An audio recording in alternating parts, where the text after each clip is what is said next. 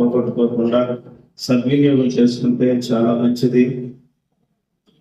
మన బిడ్డలు చాలా మంది రాలేకపోయారు, మరి పనుల కారణం వరకు పనులను కూడా అవకాశం లేదేమనిపిస్తుంది. వారం వస్తుంది. హల్లెలూయా హల్లెలూయా. ప్రతి వారం అట్లాగే ఉంటున్నారు. ఎవరైనా పనులు అనుకున్నప్పుడు నాకు కూడా అవకాశం లేదు. నేను 9:30కే వచ్చాను. దేవుడు రాత్రి ఇచ్చిన వాగ్దానాన్ని రాత్రి చదివే కానీ అసలు ఏంటో దాని వివరంగా ఇందాక చూస్తే దగ్గరగా 30 గంటల సేపు ఏడ్చుకుంటాను కూర్చున్నాం. ఆ 10:30 స్టార్ట్ చేసి 30 గంటల సేపు ఏడుతానే ఉంది. దేవుడు ఇచ్చిన వాగ్దానాన్ని ఒకసారిగా వివరంగా చూసి అసలు ఏందా విషయం అని 2వ దినవృత్తాంతాల గ్రంథంలో 37-38 వచనాలు నాకు ఇచ్చాడు. దాంట్లో నాకు 5 శ్రేష్టమైన మాటలు ఉన్నాయి. 5 మాటలు దేవుడు నాకు ఇచ్చి ఉన్నాడు.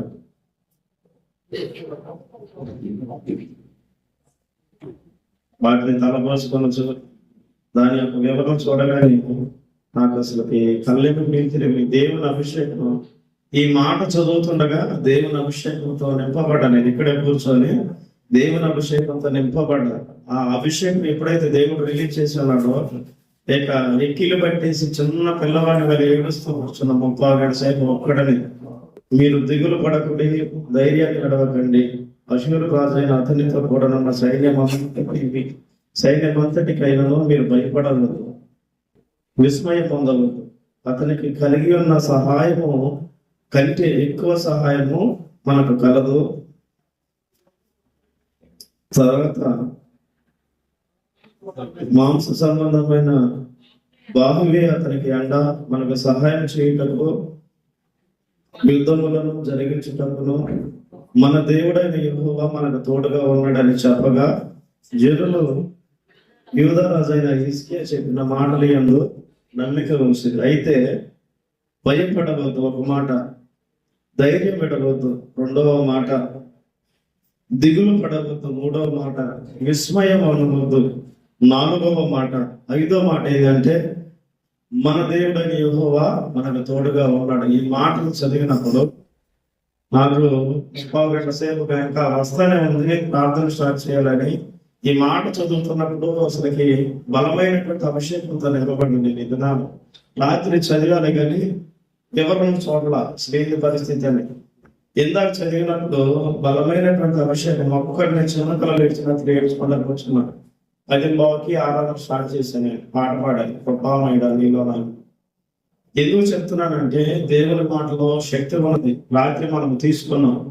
ఏ మాటలైతే దేవుడు మనకు ఇచ్చున్నాడో ఆ మాట జీవం కలిగింది. హల్లెలూయా. నిప్పు లేకుండా కూడా నిప్పు పుట్టించగలిగింది. హల్లెలూయా. ఆకాశం నుండి అగ్ని ఏ విధంగా దిగిందో మన దగ్గర ఉన్నటువంటి ఈ యొక్క వాగ్దానము అగ్నిమయముగా ఉన్నది. హల్లెలూయా. అగ్గిపెట్టి లేకుండా కూడా మండించగలదు మనల్ని. హల్లెలూయా. మనం మండింది గాక మన సాక్ష్యం ద్వారా ఇతరులను కూడా మండించడానికి ఈ యొక్క జీవం కలిగిన మాట పనిచేస్తూ ఉంది. అయితే ఈ మాట యందు మనము నమ్మిక ఉంచాలి. హల్లెలూయా. నమ్మకం లేనిదే దీనిలో ఉన్న శక్తి మనం చూడలేము. అవునా కదా? నమ్మకం లేనిదే ఈ వాగ్దానంలో ఉన్న శక్తి మనం చూడలేము. ఈ వాగ్దానంలో ఉన్నటువంటి ఘనమైన కార్యాలను మనం పొందుకోలేము. ఏదో తీసుకున్నాననే పక్కన పడేసారంటే పేపర్ లాగానే ఉంటుంది. కానీ ఈ మాటలో ఉన్నటువంటి మాధుర్యాన్ని మనం గ్రహించి దీని వివరణ తెలుసుకొని దీని ప్రకారం కనుక నడిచి సంవత్సరం అంతా కూడా మనం ప్రార్థన చేస్తే ఈలో ఉన్నటువంటి ఈ వాగ్దానం నిశ్చయంగా ఈ సంవత్సరం ఎండింగ్ లోపల ప్రతి కుటుంబంలో, ప్రతి బిడ్డ జీవితంలో, ప్రతి విషయంలో ఈ వాగ్దానము నెరవేర్చబడుతుంది. హల్లెలూయా. పొందుకోవటమే తరువాయి. దేవుడు నిన్న మనం చదువుకున్నాం, అడుగుడి మీకు ఇవ్వబడను. అడిగితే వాగ్దానాన్ని పట్టుకొని అడిగితే వాగ్దానం చేసిన దేవుడు నమ్మదగిన దేవుడు గనక వాగ్దానాన్ని ఏం చేస్తాడంటే మన జీవితాలలో స్థిరపరుస్తాడు. హల్లెలూయా. కాబట్టి ప్రియులారా, వాగ్దానాన్ని ఎత్తిపట్టి సంవత్సరం అంతా ప్రార్థన చేయండి. ఏ వాగ్దానాన్ని అయితే మీకు ఇచ్చి ఉన్నాడో ఆ వాగ్దానం 100% నెరవేర్చబడింది. హల్లెలూయా. నాకు అవసరమైన మాటే. అందులో కూడా నాకు ఇష్టమైనటువంటి 5 అక్షరాలు. నాకు 5 అంటే ఇష్టం. ఎందుకనంటే అరకొరగా ఉండదు. 3 అంటే ఇష్టం. నాకు 5 అనేది సంఖ్య ఇష్టం కాబట్టి 5 మాటలు ఇచ్చున్నాడు. ఎందుకనంటే ఎక్కడికి వెళ్ళినా ఏదో కలత, భయము, దిగులు, మరి విస్మయం అందటము ఇవన్నీ మాలో ఉన్నాయి కాబట్టి అరే భయపడక రా, నేను నీకు తోడై ఉన్నానని చెప్పేసి మాటల ద్వారా దేవుడు నన్ను బలపరిచినప్పుడు ఆ దేవాది దేవుని యొక్క అభిషేకం నేను పొందుకొని దేవుడిని ఎంతగానో స్తుతించగలిగాను. హల్లెలూయా, హల్లెలూయా. హృదయం అంతా తేలికగా మార్చబడింది. ఈ వాగ్దానం ద్వారా నేను ధైర్యముగా ఉండగలిగాను. హల్లెలూయా. కాబట్టి ప్రియులారా, వాగ్దానాన్ని మీరు కనుక ఎత్తిపట్టి ప్రార్థన చేసినట్లయితే దేవాది దేవుడు మీ జీవితంలో కూడా కార్యములు జరిగిస్తూ ఉంటాడు. అనేకమైన చోట్లకి మనం వెళుతూ ఉంటాం. ప్రయాణమై అనేకమైనటువంటి చోట్లకి మనము వెళుతూ ఉంటాం. అనేకమైనటువంటి పనులు చేస్తూ ఉంటాం. అనేకమైనటువంటి చోట్ల ప్రయాసపడుతూ ఉంటాం. అయితే దేవుని మాట మనలను జీవింప చేయగలదు. దేవుని మాట మనలను నడిపించగలదు. దేవుని మాట మనలను భయము నుంచి విడిపించి ఆ దేవాది దేవునితో సహవాసము చేయగలిగిన ధైర్యమును మనకి పుట్టించి నడిపించగలదు. హల్లెలూయా. ఆ వాక్యే దేవుని యొక్క జీవవాక్కు. హల్లెలూయా. ఎక్కడికి వెళ్ళినా ఆ భయం అనేది లేకుండా, ఎక్కడ నిలబడినా ఆ భయం అనేది, ఆ దిగులు అనేది లేకుండా దేవుడు ఏం చేస్తాడంటే ఈ నూతన సంవత్సరంలో దేవుడు మనకి తోడై ఉంటాడు. హల్లెలూయా. దేవాది దేవుడే తోడై ఉంటే మనకి ఇక ఏది కూడా అవసరమే లేదు. ఒకవేళ మన వెంట మనం ఏదైనా తీసుకొని వెళ్ళినా అది పనికి రాని దాని లేక ఒకసారి అయిపోతూ ఉంటుంది. అవునా కదా? ధనాన్ని తీసుకెళ్తాం హాస్పిటల్కి, 2 లక్షలు ఖర్చు అవుతాయమ్మా అంటే ధనాన్ని తీసుకొని వెళ్తాం. ఆ ధనం కూడా సరిపోకను, లేకపోతే ధనం పెట్టినా కూడా బ్రతకడమా అంటారు. అవునా కదా? అమ్మ మీరు ఇంత ధనం 2 లక్షలు ఖర్చు పెట్టడం అనవసరం, మీరు 2 లక్షలు ఖర్చు పెట్టినా కూడా ఈ వ్యక్తి ఏమే బ్రతకదు అని చెబుతారు. అవునా కదా? కానీ దేవాది దేవుని యొక్క మాట, జీవం కలిగినటువంటి మాట, రాత్రి మనం తీసుకున్నటువంటి వాగ్దానం ఏం చేసిందో తెలుసా? ధనము బ్రతికించలేకపోయినా, బంగారం బ్రతికించలేకపోయినా, స్నేహితులు మనలను బ్రతికించలేకపోయినా, ఆప్తులు మనలను నడిపించలేకపోయినా, దేవాది దేవుడు మనలను నడిపించి మరణము నుండి తప్పిస్తాడు. హల్లెలూయా, హల్లెలూయా. కోటాను కోట్లు ఉన్నటువంటి మరి మనుషులు కూడా కరోనా సమయంలో మనం చూసాం. 2 సంవత్సరాలు ఎంత డబ్బు పెట్టినా, ఎంత బంగారం పెట్టినా కూడా వారి ప్రాణాన్ని వారే రక్షించుకోలేకపోయారు. ధనమును నమ్ముకుంటే, మనుషులను నమ్ముకుంటే ఈ విధంగా ఉంటుంది. అదే దేవుడు ఇచ్చిన వాగ్దానాన్ని నమ్ముకుంటే 100% మనం ఏం చేస్తామంటే ప్రతి దాంట్లో కూడా దిగులు లేకుండా, భయం లేకుండా, విస్మయం అందకుండా ఎక్కడికి వెళితే అక్కడ విజయాన్ని పొందుకొని వాగ్దానాన్ని స్వతంత్రించుకునే వారం అవుతాం. హల్లెలూయా, హల్లెలూయా. కాబట్టి మీలారా, తీసుకున్నటువంటి వాగ్దానాన్ని ప్రతిదినం మనము ఎత్తిపట్టి ప్రార్థన చేయాలి. రాత్రి ఏ వాగ్దానం చెప్పాడమ్మా? రాత్రి మనం మాట్లాడుకున్న మాటలేమిటి? ఆశీర్వదించి ప్రమాణము చేసిన దేశంలో గర్భఫలాన్ని, భూఫలం, ద్రాక్షరసమును, నూనెను, పశువుల మందను, బర్రె మందలను, మేకల మందలను ఆయన దీవించిన 12 మాటలను, శ్రేష్టమైన వాటిని దేవుడు మనకి ఇచ్చి ఉన్నాడు. హల్లెలూయా. వాళ్ళు చప్పట్లు కొడతారా? హల్లెలూయా. ఎందుకంటే ఈ సంవత్సరం మనము మోయలేనంత వాగ్దానాలను, మోయలేనంత ఆశీర్వాదములను, మోయలేనంత కృపను ఈ దినమున మనకు అనుగ్రహించున్నాడు దేవుడు. హల్లెలూయా.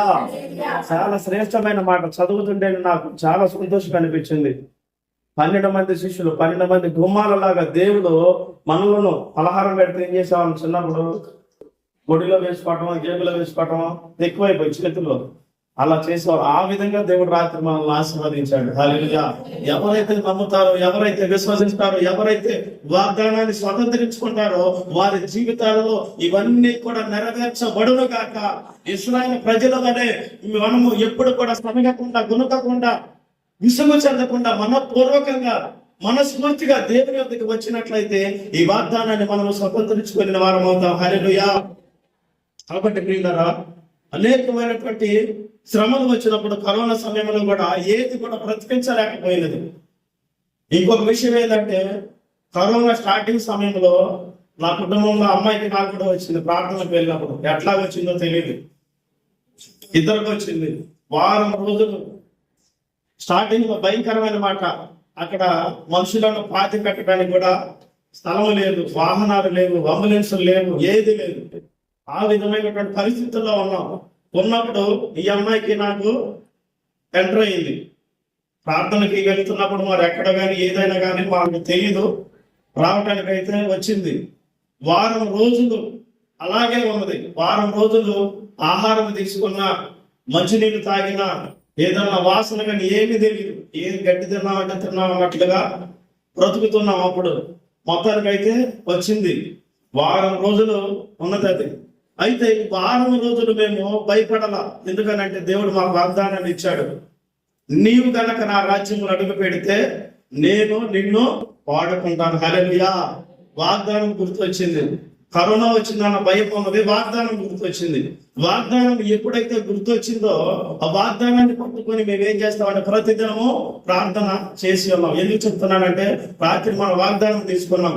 వాగ్దానం నెరవేర్చబడాలంటే ఖచ్చితంగా మనం ప్రార్థన చేయాల్సిందే. వాగ్దానాన్ని ఇచ్చిన దేవుడు నమ్మదగిన వాడు కాబట్టి మేము ప్రతిదినం ఉదయం సాయంత్రం ప్రార్థన చేయడం మొదలుపెట్టాం. కన్నీటి ప్రార్థన. ప్రభు వాగ్దానం ఇస్తున్నాం, నీ సేవలో వాడబడాలని ఆశగా ఉన్నది అని చెప్పేసి మేము ప్రతిదినం ప్రార్థన చేస్తూ ఉన్నాం. ఒక పూట ఆహారం తీసుకుంటున్నాము కానీ ఏమి తింటున్నామో ఏం చేస్తున్నామో మాకు తెలియదు. ఆకలి అయితే తీరుతుంది, రుచి అనేది లేదు, వాసన అనేది తెలియటం లేదు. బిడ్డలు మాతో పాటే ఉన్నారు, అందరం కలిసే ఉన్నాం. మా ఇద్దరు బిడ్డలు కూడా మాతో పాటే ఉన్నారు. అయితే ప్రార్థన చేయగా ఏమైందంటే యేసు నామములో కరోనా నుంచి ఎదిగో ఈ కుమార్తెను నన్ను దేవుడు విడిపించి ఉన్నాడు. ఎప్పుడో చెప్పనా, వాగ్దానాన్ని ఎత్తిపట్టి ప్రార్థన చేసినప్పుడు. హల్లెలూయా, హల్లెలూయా. ఎందుకు చెప్తున్నానంటే ప్రియులారా, మన దగ్గర ఉన్న దానిని మనము గట్టిగా పట్టుకోవాలి. మన దగ్గర ఉన్న దానిని మనము గట్టిగా నమ్మి విశ్వాసంతో ప్రార్థన చేసినట్లయితే ఏ వాగ్దానం అయితే ఇచ్చి ఉన్నాడో ఆ వాగ్దానాన్ని మన జీవితంలో, మన కుటుంబ జీవితంలో దేవుడు నెరవేర్చునుగాక. ఇంకో విషయం ఏంటంటే బిడ్డలు మాతోనే ఉన్నారు, మాతోనే తిన్నారు, మాతోనే పడుకున్నారు. అయినా కూడా వాళ్ళకి కరోనా దేవుడు అంటలేదు. అది చాలా ప్రాముఖ్యమైనది. బిడ్డలు ఇద్దరు చాలా చక్కగా ఆరోగ్యంగా ఉన్నారు. హల్లెలూయా. మాతోనే ఉన్నారు. కరోనా అంటే పట్టుకుంటే ముట్టుకుంటే వాళ్ళ యొక్క గాలి తగిలినా కూడా మనకి వచ్చేస్తుందని ఒక ప్రకటన. బిడ్డలు మాతోనే ఉన్నారు, మేము వండిన ఆహారమే తిన్నారు, మాతోనే కూర్చున్నారు, మా దగ్గరే మా చేతుల మీదే పడుకున్నారు. అయినా కూడా దేవుడు వారిద్దరికి ఆ కరోనా అంటనీయకుండా మా ఇద్దరితోనే దానిని ప్రార్థన చేసుకునగా ఆ బంధకాల నుంచి, ఆ కరోనా నుంచి, ఆ శాపము నుంచి, ఆ కీడు నుంచి దేవుడు మమ్మల్ని తప్పించి ఈ దినాన, ఈ మందిరములో, ఈ నూతన సంవత్సరములో, ఈ 2025 సంవత్సరమున, ఈ మొదటి దినమున మీ ఎదుట నిలబడటానికి గల కారణం ఏంటంటే వాగ్దానములో ఉన్నటువంటి శక్తి. హల్లెలూయా, హల్లెలూయా. వాగ్దానము శ్రేష్టమైనది, బలమైనది. కాబట్టి వాగ్దానాన్ని మనం ఎత్తిపట్టి ప్రార్థన చేయాలని దేవుని పేరట ఈ నూతన సంవత్సరంలో మొదటి దినాన మీ అందరికీ నేను ప్రేమపూర్వకంగా తెలియజేస్తున్నాను ప్రియులారా. హల్లెలూయా. తర్వాత రెండో మాట ఏం చెప్పారంటే ఆకు వాడక ఫలమిచ్చు చెట్టు వలె వారు ఉంటారు. ఉదాహరణకు చెప్తూ ఉన్నాను, జ్ఞాపకం ఉంటుందని. ఆకు వాడక చెట్టు వలె ఉంటారు. ఎవరైతే వాక్యం చదువుతూ, ఎవరైతే దేవునిలో ఎదుగుతూ, ఎవరైతే దేవునిలో పట్టుకొని నడుస్తారో వారు ఆకువాడని చెట్టు వలె, ఫలమిచ్చు చెట్టు వలె ఉంటారు అని మనము తెలియజేసుకున్నాం. తర్వాత నీతిమంతులు ఆయన ముఖ దర్శనాన్ని చేస్తారు. నీతిని, యథార్థతను కలిగి ఉన్నట్లయితే ఆయన ముఖ దర్శనమును చేస్తారని మూడో మాటగా మనం చెప్పుకొని ఉన్నాం. తర్వాత సామెతల గ్రంథము 10వ అధ్యాయం 22వ వచనం చూద్దాం. రాత్రి మూడో మాటలు చెప్పుకొని ఉన్నాం. సామెతల గ్రంథము 10వ అధ్యాయం 22వ వచనం. యెహోవా ఆశీర్వాదము ఐశ్వర్యం ఇచ్చిన నరుల కష్టము చేత ఆశీర్వాదం ఎక్కువ కాదు. చాలమ్మా, యెహోవా ఆశీర్వాదమే మనకి ఐశ్వర్యం ఇచ్చింది. నరులు ఎంత కష్టపడినా అది చిల్లు సంచిలో వేసినట్లుగానే ఉంటుంది. ఆశీర్వదించబడాలంటే, కుటుంబం దీవించబడాలంటే, బంధకాల నుంచి విడిపించబడాలంటే, శ్రేష్టమైన మార్గంలో నడిపించబడాలంటే, నూతనమైన కృపను పొందుకోవాలంటే, దేవుడిచ్చిన వాగ్దానాన్ని స్వతంత్రించుకోవాలంటే ప్రతిదీ కూడా దేవుడు ఇస్తేనే మనము పొందుకొనగలము. అయితే మనం చేయవలసింది ఏంటంటే ప్రార్థన. ఇచ్చావు కాబట్టి నెరవేర్చిన తండ్రి. ఇప్పుడు మనకి అమ్మా నాన్న ఉంటారు, లేకపోతే బంధువులు ఉంటారు. మనం ఏదన్నా అడిగితేనే వారు ఇవ్వగలుగుతారు. వాటికంటే కూడా శ్రేష్టమైనది మన దేవుడు నజరేయుడైనటువంటి యేసుక్రీస్తు ఇవ్వగలడు. మనుషులకు చేయలేనిది, మనుషులు గ్రహింపలేనటువంటి గొప్ప కార్యములు ఆయన చేసి చూపించగలడు. దేవుడు మాత్రమే, మరలా చెబుతూ ఉన్నాను, దేవుడు మాత్రమే మనలను క్షమించేవాడు. హల్లెలూయా. దేవుడు మాత్రమే మనల్ని క్షమించేవాడు. హల్లెలూయా. ఏందమ్మా, శ్రద్ధగా వెళ్ళండి అమ్మా. నేను గొంతు పోయినప్పుడు మొరకట్టు దేనికంటే మీరు వెంటారని దేవుడు ఎందుకు చెప్తారమ్మా? దేవుడు మాత్రమే మనకి ఆశీర్వదించున్నాడని నేను చెబుతున్నా. మీరు హల్లెలూయా హల్లెలూయా అంటే మీరు చెప్పేదాన్ని నేను చెప్పేదాన్ని దేవుడు మాత్రమే మనల్ని క్షమించేవాడు. హల్లెలూయా.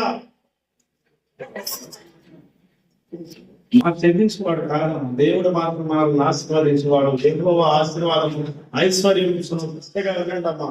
2 మాటలు చెప్పి క్లారిటీగా చెప్తాను, వివరంగా చెప్తాను. మీరు ఈ యొక్క మాటలు మీరు ఎక్కడ విన్నా కూడా ఈ టాపిక్ గుర్తు రావాలి. అందుకని నేను కొద్దిసేపు చెప్పినా కూడా క్లారిటీగా చెప్తాను. ప్రతి మాటలో అర్థం ఉంటుంది, ప్రతి మాటలో వివరణ ఉంటుంది. కాబట్టి దేవుడు మాత్రం మనల్ని ఆశీర్వదించేవాడు. లోకంలో మనం ఎంత కష్టపడినా, ఎంత ప్రయాసపడినా మనం ఆశీర్వదించబడలేము. మనుషులు చేసినది ఎంతగా ప్రయాసపడినా లోకంలో ఆశీర్వదించబడాలంటే అది అడపరగానే ఉంటుంది. చినిగిన సంచిలో డబ్బులు వేసినట్లుగానే ఉంటుంది.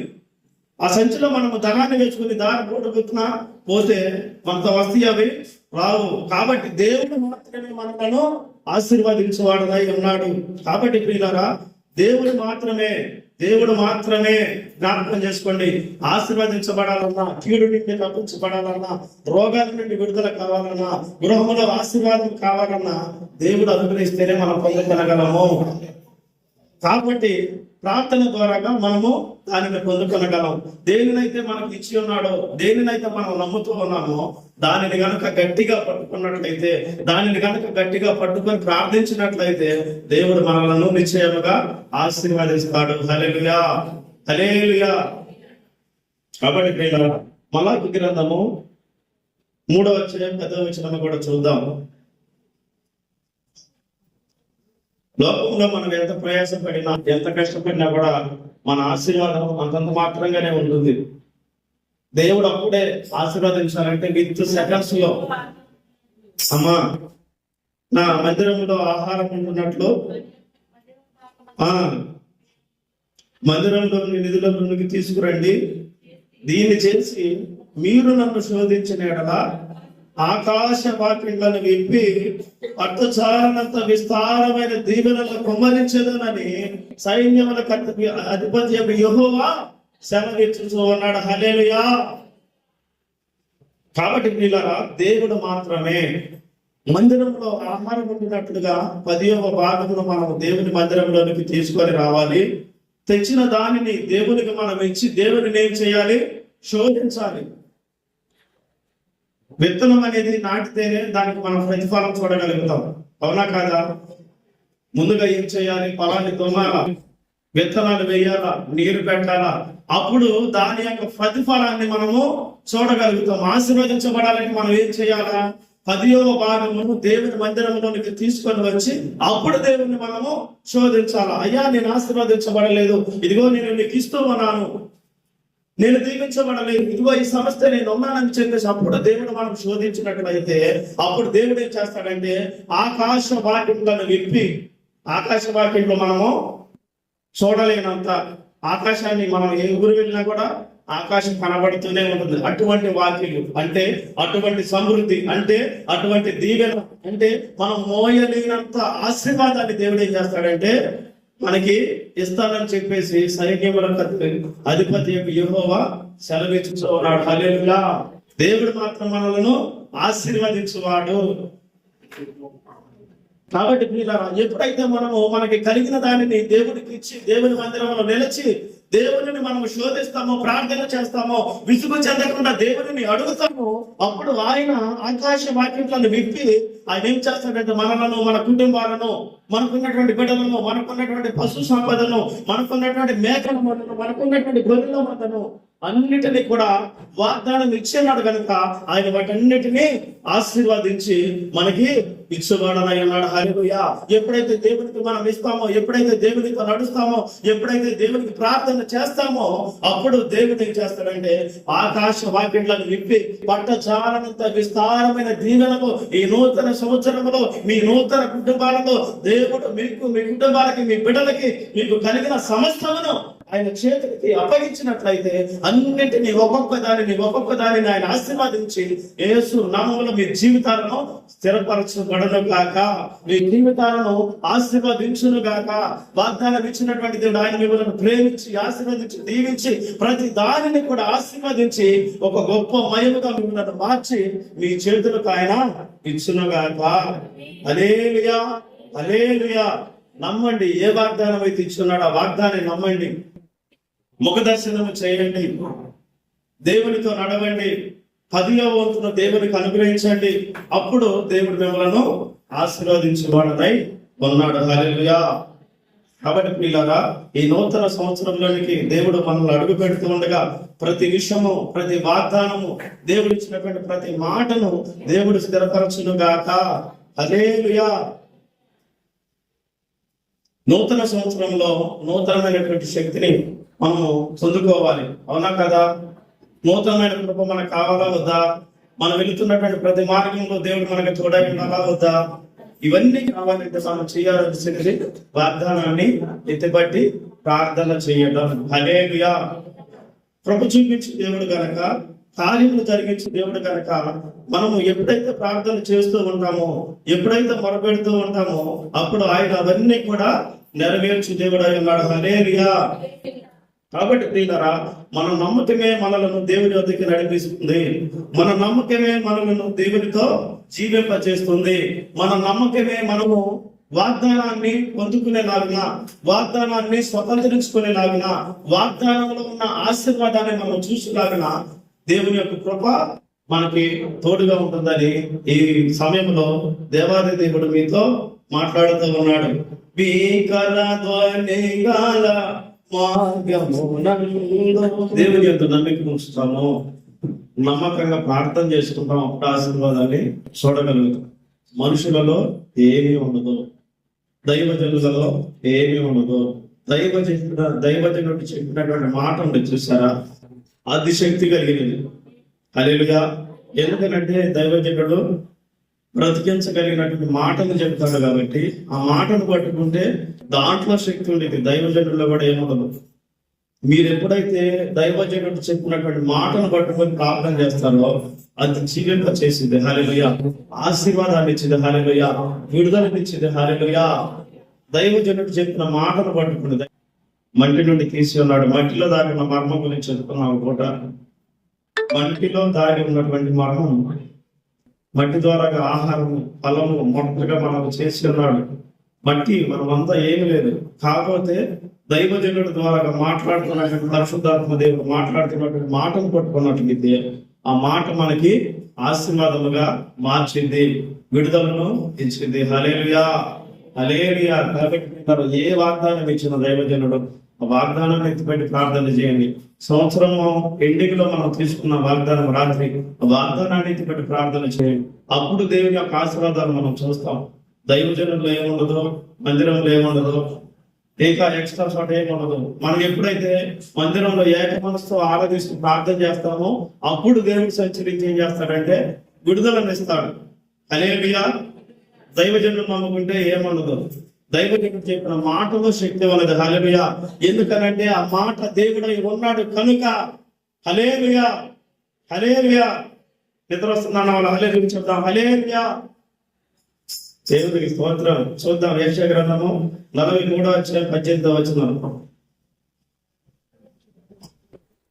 ముగించేస్తున్నామా? పావు గంటలు మనం ముగించేసి సంగతులను తలంచుకున్నప్పుడు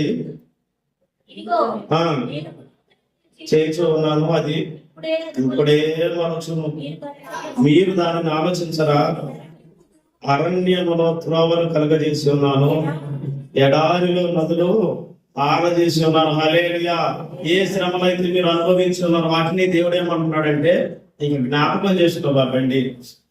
హృదయం అందున్న, శరీరం అందున్న, గృహంలో ఉన్నటువంటి బాధలు కానీ, రోగాలు కానీ, శ్రమలు కానీ, అమ్మా వినండి, చాలా శ్రద్ధగా అయిపోయింది, ముగింపులోకి వచ్చి ఉన్నాం. వీటన్నిటిని మీరు దేవుడు ఏం చెప్తున్నాడు, నూతన సంవత్సరంలో జ్ఞాపకం చేసుకోకండి. జరిగిందేదో జరిగింది, అయిపోయి. కానీ కింద అంటున్నాడు ఏంటంటే, ఇదిగో నేను ఒక నూతనమైనటువంటి క్రియను చేయబోతూ ఉన్నాను. హల్లెలూయా. అది మొలుస్తుంది. ఆల్రెడీ దేవుడు అమ్మా కొంచెంసేపు వినండి. ఆల్రెడీ దేవుడు రాత్రి ఏం చేసుకున్నాడంటే, ఆల్రెడీ మన జీవితం అనేటటువంటి విత్తనాన్ని ఆయన వేసి ఉన్నాడు. అది మలుస్తూ ఉన్నది. హల్లెలూయా. మలుస్తుంది. అదే నూతన క్రియ అంటే. రాత్రి ఆల్రెడీ మనలను నాటాడు. ఎక్కడ నాటాడమ్మా? అయిపోవచ్చున్నాం కొంచెం శ్రద్ధగా. రాత్రి ఎక్కడ నాటాడు మనం? దేవుడు నీటి కాలువ ఎవరన్నా నాటాడు కదా. అది మలుస్తుందని దేవుడు నూతన క్రియ చేయబోతున్నానని, మనం దాని ఫలాలను అనుభవించడమే. ఏ బంధకములో, ఏ శాపములో, ఏ ఆశీర్వాదం లేక మనం బాధపడుచుకున్నాము. దేవుడు అంటున్నాడు, పాతవి గతించిపోయిన తీసేసేయండి, దాని గురించి ఆలోచించబాకండి. రాత్రి నేను నేటి కాలం ఎవరు నాటాను కదా, దాని ఫలాలు వస్తాయి, మీరు అనుభవించండి అంటున్నారు. నామములు ఈ వాగ్దానం మీరు పొందుకొనుదురుగాక. అది ఇప్పుడే మొలచును, దాని గురించి మీరు ఆలోచించమంటున్నాడు. పాత వాటిని విడిచిపెట్టండి, ఇదిగో నూతన క్రియ చేయబోతూ ఉన్నాను, దాని గురించి మీరు ఆలోచించండి అని దేవుడు తేటగా స్పష్టంగా మనతో మాట్లాడుతూ ఉన్నాడు. హల్లెలూయా. కాబట్టి ప్రియులారా, దేవుడు అరణ్యంలో త్రోవలను కలుగజేసినటువంటి దేవుడు, ఎండిన ఎడారిలో నీటి మొక్కలు పుట్టించినటువంటి దేవుడు, ఎండిపోయిన మన జీవితాలను, సరిలేని మన జీవితాలను, ఆశీర్వాదం లేని మన జీవితాలను, గృహంలో సమృద్ధి లేని మన జీవితాలను ఆయన ఏం చేస్తూ ఉన్నాడంటే, వాటిని విడిచిపెట్టి ఇదిగో దీని గురించి ఆలోచించండి, నేను మిమ్మలను ఈ నూతన సంవత్సరంలో నాటి ఉన్నాను, నూతనమైన కృపతో మీరు నింపబడబోతూ ఉన్నారు, నూతనమైన ఆశీర్వాదాలను మీరు పొందుకొనబోతూ ఉన్నారు, దాని గురించి మాత్రమే మీరు ఆలోచించండి అని దేవుడు మాట్లాడుతూ ఉన్నాడు. హల్లెలూయా. హల్లెలూయా. పొందుకోండి మీరు యేసు నామములో. ఆల్రెడీ నాటాడు, దానికి తగినటువంటి ప్రతిఫలాన్ని కూడా మనము ఈ సంవత్సరంలో పోసుకోబోతున్నాం, తినబోతున్నాం, దాని ఫలాలను అనుభవించబోతున్నాం. హల్లెలూయా. హల్లెలూయా. వాగ్దానం చాలా నచ్చలేదన్న వాళ్ళు హల్లెలూయా చెప్తాం. హల్లెలూయా. దేవునికి స్తోత్రం. అందరికి నచ్చింది, అందరూ మంచిగానే ఉన్నారు. వాగ్దానం ఇచ్చాడు, ఖచ్చితంగా మీరు ఫలాలు చూస్తారా? మీరు నా మాటలు కాదు, నన్ను నమ్మద్దు. దేవుని మాటలు, దేవుడు అనుగ్రహించిన మాటలు, ప్రార్థనలో ఉండగా ప్రభు బయలుపరిచిన మాటలను నేను ఎదుట 3 దినాల నుంచి ప్రకటిస్తూ ఉన్నాను. ఆ మాటలు కనుక మీరు పొందుకున్నట్లయితే, ఆ మాటల ప్రకారం కనుక మీరు విశ్వసించి అడుగులు ముందుకేసినట్లయితే, ఆ దేవుడు నాటినటువంటి చెట్టు వాడిపోతుందా? దేవుడు నాటినటువంటి చెట్టు వాడిపోతుందా? పడిపోతుందా? ఆకులు రాలుతాయా? ఫలాలు ఇవ్వదా? దేవుడు నాటిన చెట్టు ఎలా ఉంటుంది? ఆకు వాడక ఫలమిచ్చి చెట్టు వలె ఉంటుంది, ఫలాలను ఇస్తూ ఉన్నది. దాని గురించి మీరు ఆలోచించండి అని దేవుడు చెబుతూ ఉన్నాడు. మునుపటి వాటిని జ్ఞాపకం చేసుకోవాలండి ఇక ఈ దినాన్ని నుంచి. హల్లెలూయా. రాత్రి చేసుకున్నాడు ప్రార్థన. నూతన సంవత్సరంలోకి మనం అడుగు పెడుతున్నాం కాబట్టి రాత్రికాల సమయంలో చేసుకున్నాము, మళ్ళీ ఇక్కడ కూడా చేసుకోండి. వీటన్నిటి నుంచి మనము ఆలోచించకుండా, పూర్వకాలం ముందు గతించిపోయినటువంటి సంగతులను మనం తలంచుకోకుండా, దేవుడు చేసే నూతన కార్యం ఏమిటో, ఆ నూతనమైన కృప ఏమిటో, దాని గురించి మనం ప్రార్థన చేద్దాం. మీకు హల్లెలూయా. అవునా కదా ప్రియులారా? ఇచ్చాడు, ఇచ్చినటువంటి దేవుడు మాట తప్పడు. అవునా కదా? 2017 ఇచ్చినటువంటి దేవుడు ఇప్పటికీ వాడుకుంటానే ఉన్నాడు, మాట తప్పలా. మరణాలు ఎన్నో వచ్చినాయి, 4 అసలు చచ్చిపోవాల్సినటువంటి మరణాలు వచ్చినా కూడా విడిపించాడు. కరోనా సమయంలో లేచిపోవాల్సింది, గ్యాస్ పెయిన్లో లేచిపోవాల్సింది, యాక్సిడెంట్ లో లేచిపోవాల్సింది, మరి భయంకరమైనటువంటి హెల్త్ బాగా చనిపోవాల్సిన విషయాలను అక్కడ నిలబెట్టాడు. ఎందుకనంటే ఇవి రాకముందే దేవుడు ఏం చేశాడు? మా కుటుంబానికి వాగ్దానాన్ని ఇచ్చి ఉన్నాడు. అమ్మాయి జింగిల్ గారు కూర్చోమ్మా, అమ్మాయి కూర్చున్నాను.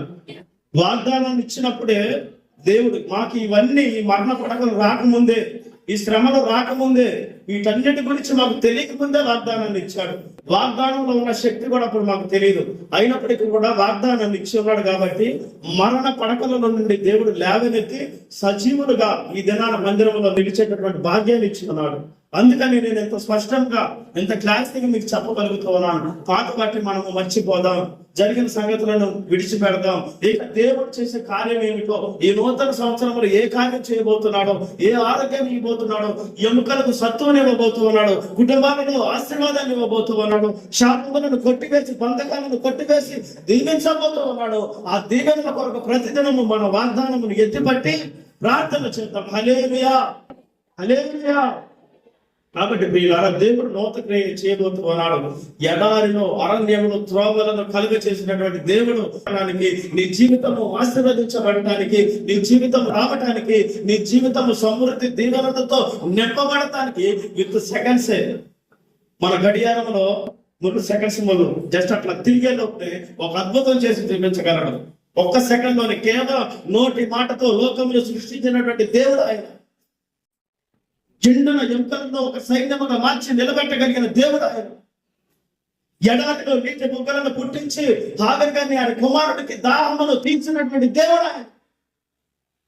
ప్రేమ నీ జీవిత విషయంలో, నీ కుటుంబ జీవితంలో ఎందుకు కార్యము జరిగించడో వాగ్దానం చేసినాడు కనుక మీరు నమ్మకంతో, విశ్వాసముతో, రోషముగా ప్రార్థించినట్లయితే ఆయన ఇచ్చినటువంటి వాగ్దానమును మీరు స్వతంత్రించుకొనబోతూ ఉన్నారు. హల్లెలూయా.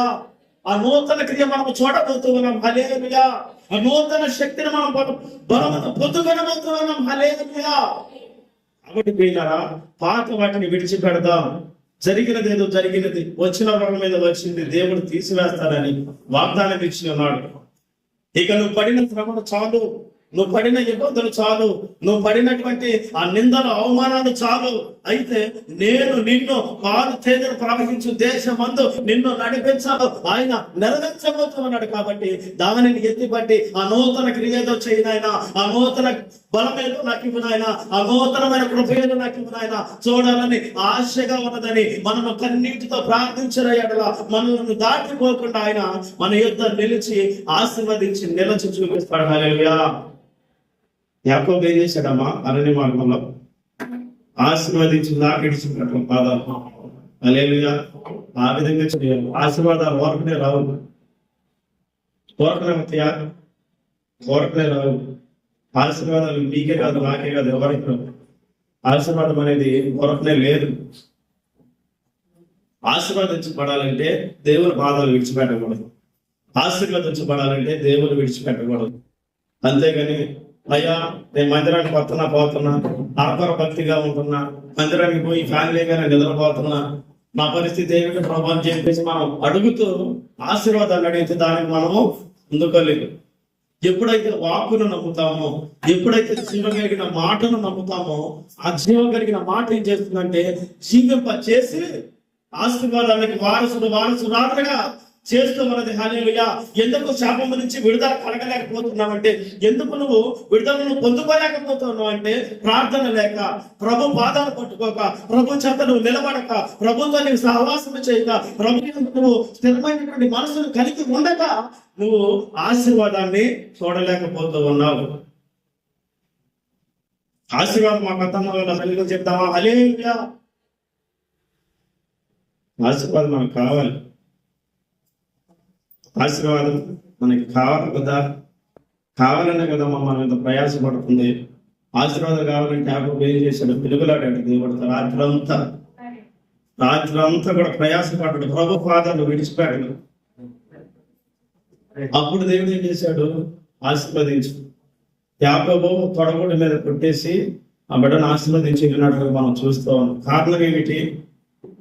అరణ్య మార్గంలో కూడా ఆయన ఏం చేశాడంటే ప్రభుని పట్టుకొని పాదాలు పట్టుకొని నువ్వు ఆశీర్వదిస్తేనే నీ పాదాలు నేను విడిచిపెడతానయ్యా అని చెప్పేసి ఆశీర్వదించిన దాకా దేవుని తల్లారిదా కూడా విడిచిపెట్టలేదంట. ఆశీర్వదిస్తేనే నీ పాదాలు వదులుతా అని చెప్పేసి పట్టుకున్నాడు గట్టిగా. నేను అదే మొన్న కూడా చెప్పాను, మనం ప్రార్థన చేస్తూ గంటల తరబడి ప్రార్థన చేస్తూ ఉన్నప్పుడు దేవుని యొక్క స్పర్శ, దేవుడు మనకు ఉన్నాడా లేదని చెప్పేసి మనం ఏం చేయాలంటే వెతుకుతూ ఉండాలి. హల్లెలూయా. హృదయమందు మనము వెతుకుతూ ఉండాలి. అప్పుడు దేవుని యొక్క క్రియలు, దేవుని యొక్క కార్యములు మనకి కనబడుతూ ఉంటాయి ప్రియులారా. కాబట్టి వాగ్దానాలన్నీ ఈ జీవితంలో దేవుడు నెరవేర్చును కాక చెప్పంటారా ఇంకా చెప్పనా? సరే, ఈ వాగ్దానాలన్నీ కూడా దేవుడు మన జీవితంలో నెరవేర్చును గాక. హల్లెలూయా. ఎడారిలో త్రోవలను కలుగ చేసినటువంటి దేవుడు మన జీవితంలో కూడా ఎండిపోయిన జీవితంలో, ఎండిపోయినటువంటి కుటుంబాలలో, ఎండిపోయి ఆకు లేక వాడిపోయినటువంటి పరిస్థితుల్లో ఉన్నటువంటి మన జీవితంలో దేవుడు ఏం చేస్తాడంటే, ఇదిగో నేను ఒక నూతన క్రియను చేయబోతున్నాను. అది ఎప్పుడో కాదు, వచ్చే సంవత్సరం కాదు, 2026 కాదు, వచ్చే నెలలో కాదు. నువ్వు నమ్మితే ఇప్పుడే ఈ మందిరంలో నువ్వు ఆ ఆశీర్వాదాన్ని పొందుకొని వెళ్ళబోతున్నావు. హల్లెలూయా, హల్లెలూయా. నమ్మకం ఉంచాలా. నమ్మకం ఉంచితే విత్ సెకండ్స్ లో మనము జస్ట్ అట్లా కాకి వచ్చి తనుకొని వెళ్ళిపోయిందంటారు చూసారా, అట్లాగా ఆశీర్వాదాన్ని కొట్టుకొని మనం వెళ్ళిపోవచ్చు. నమ్మకం ఉండాలా. హల్లెలూయా. దేవుడు చేసే కార్యముల పట్ల మనము నమ్మిక ఉంచాలా. అప్పుడు దేవుని యొక్క నూతనమైన క్రియను మనము చూస్తాం. ఎడారిలో కూడా ఏం చేశాడు ఆయన? ఉంటాయి అసలు నీరుండిద్దా? మనం ఎంతగా ప్రయాసపడుతుంటేనే అప్పుడప్పుడు అవుతున్నాయి వాటర్. మా ఇంటి కాడ కూడా అదే పరిస్థితి. మనుషులు జీవిస్తున్న చోట నీరు లేదు. మోషకి ఏం చదువుతాడు? పంటను కొట్టగానే ఇప్పటికి కూడా ఓట ఆకలేదంట. మనం నేను చూశాను, ఇప్పటికి కూడా దాహం వస్తానే ఉందంట బండలో నుంచి. అంత సమృద్ధి జీవనంలో ఇవ్వగలిగిన దేవుడు మనం నజరేయుడైనటువంటి యేసుక్రీస్తు. మనం పొందుకోవడమే తర్వాత ఎన్నో వాగ్దానాలు, ఎన్నో ఆశీర్వాదాలు, ఎంతో వేలు ఈ వాగ్దానాలలో, మరి ఈ బైబిల్లో, ఈ మాటలలో దాగి ఉన్నది. అయితే దీని యందు మనం విశ్వాసం ఇచ్చి పొందుకున్నట్లయితే 100% మనము ఆశీర్వదించబడతాము. చూద్దాం ప్రియులారా, 2 కొరింథీయులకు రాసిన పత్రిక 5వ అధ్యాయము 17వ వచనము.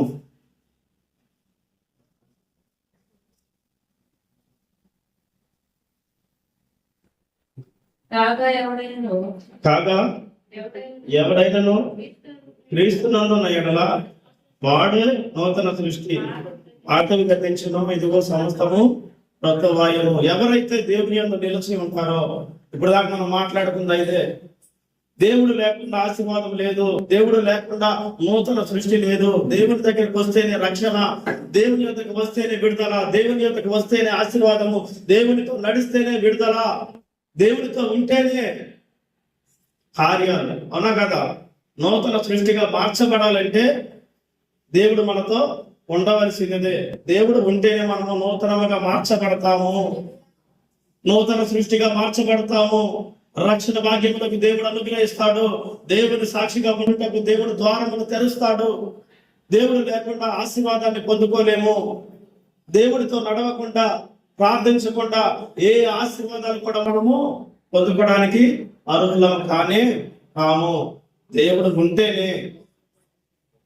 సంవత్సరం లేసంటే బాధల్లో, శ్రమల్లో, ఇబ్బందుల్లో సంతోషం అనమాట. హల్లెలూయా. దేవుడు అంటే చాలా. ఆస్తులు ఉన్నా, అంతస్తులు ఉన్నా లేకపోయినా, బంధువులు ఉన్నా లేకపోయినా, స్నేహితులు ఉన్నా లేకపోయినా, వాగ్దానం ఇచ్చాడే, ఆ వాగ్దానమే యేసయ్య. హల్లెలూయా. వాగ్దానమే యేసయ్య. మాటలలో జీవం ఉన్నది కాబట్టి వాగ్దానం ఈ సంవత్సరం అంతా నువ్వు పట్టుకు తిరిగితే యేసయ్య నీతో ఉన్నట్టే. హల్లెలూయా, హల్లెలూయా. కాబట్టి పిల్లరా, చూద్దాం దేవుని యందు ఉన్న వాళ్ళు ఎలా ఉంటారు? నూతనమైనటువంటి సృష్టిగా ఉంటారు. ఇంకో మాట చెప్పి నేను ముగిస్తాను. చూడండి, యెషయా గ్రంథము 40వ అధ్యాయము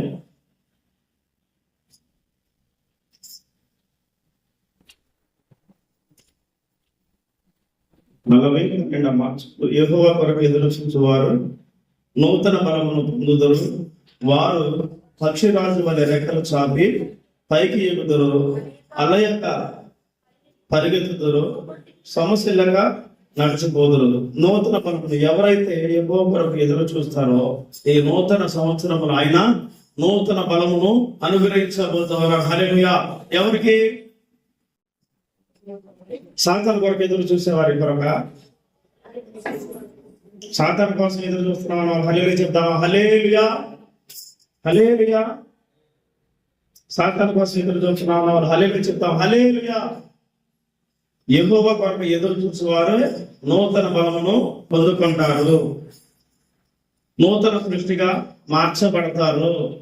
దేవుడు ఏదైనా కూడా మన ఆది అంతమైనటువంటి దేవుడు.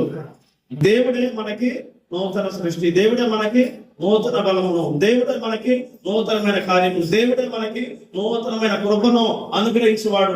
దేవుడు అనేది లేకపోతే సమస్తము జీరోనే, సమస్తము సున్నానే. కాబట్టి మొదట దేవుడు అనేవాడు ఉంటే నూతన సృష్టి, నూతన బలము, నూతన కృప, నూతన విడుదల, నూతన ఆశీర్వాదము, నూతన ప్రేమించుట, ఇవన్నీ కూడా దేవుడు ఉండాలి, యెహోవా ఉండాలి. అప్పుడే మనము ఇవన్నిటిగా మనము మార్చబడతాము. హల్లెలూయా. కాబట్టి యెహెజ్కేలు గ్రంథము 36వ అధ్యాయం 26వ వచనం కూడా చూద్దాం. 3వ మాట, నూతన సృష్టి, నూతన బలము, అలాగే నూతన హృదయం. అక్కడ నూతన హృదయాన్ని కూడా ఈ నూతన సంవత్సరంలో మన కుటుంబాలకి మనకి దేవుడు ఇవ్వబోతూ ఉన్నాడు. నూతన హృదయాన్ని, నూతన హృదయమును మీకు ఇచ్చేదను, నూతన స్వభావం మీకు కలుగ చేసేదను, రాతి గుండె మీలో నుంచి తీసివేసి మాంసపు గుండెను మీకు ఇచ్చేదను. హల్లెలూయా, హల్లెలూయా. నూతన హృదయమును, మూడవదిగా మనకి ఏమి ఇవ్వబోతూ ఉన్నాడు? ఈ దినాన హృదయాన్ని ఇవ్వబోతూ ఉన్నాడు. హల్లెలూయా.